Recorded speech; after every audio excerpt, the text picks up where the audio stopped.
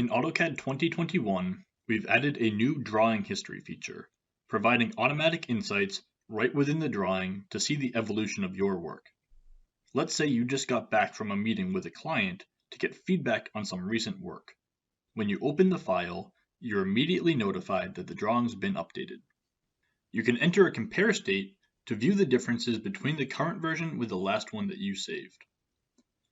Now, your team experimented with adding some rooms on the first floor, but during the review, the client said that she wanted to go back to an open floor plan that you had earlier. You can pull up the new Drawing History palette to see past versions of the drawing. From this palette, you can filter previous versions by who saved them. You can also filter by when the drawing was saved.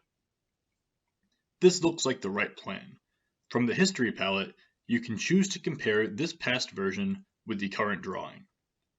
You'll see the open floor plan from the previous version represented in red.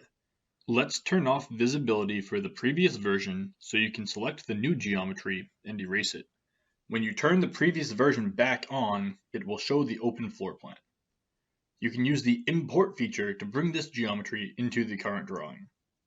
And since this is a live comparison, any deleted geometry that was shared by both versions will show in the previous version, so you can import that back to the current drawing.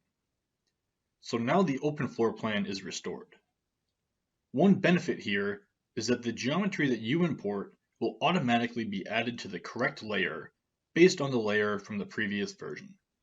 Now, there were some recent changes that you wanted to keep in the drawing. We can see them here again, and you can leave them in place and exit the compare state with the best of both versions.